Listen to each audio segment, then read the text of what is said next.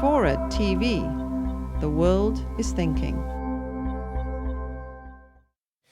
There are challenges in going fully people-centered, of course, because of who controls police and potential peacekeepers and economies and interest rates, and you gotta walk and chew gum at the same time. But I think the statism, which is what you're onto, of, for instance, our Pakistan policy, this blindness, this sense that there's one horse, we've got to ride this horse. We're not even, and this will get to one of my responses about Sergio, but we're not even really all that curious about what goes on, or weren't for the better part of the last 3 years, about what was actually going on in Pakistani society. Had we been, we were the last country, we were the last entity to notice that he'd lost, the only thing he pretty much hasn't lost are like 6 friends in the military. And the election proved that, but it proved it so late in the game. And of course, the United States then is tainted by association with, again, as in Latin America, backing the wrong horse.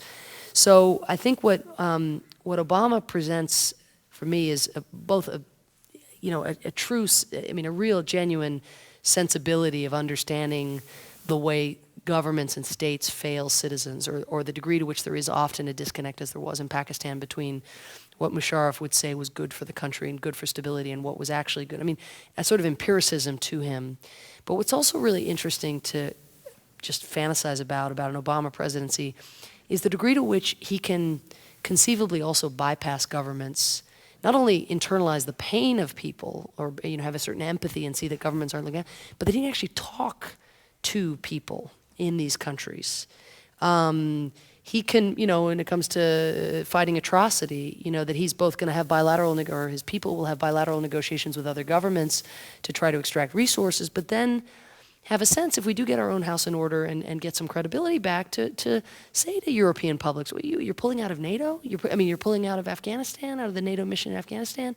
You want the Taliban to come back, really? Would that be, what about stabilizing this? And again, I'm not saying that's a perfect mission, but he will have a capacity to go into societies, I think, and be part of their own domestic debates in a way. Arguably Bill Clinton had that capacity, but he wasn't a foreign policy president until very, very late in his time in office. So I think there's a lot of possibility there.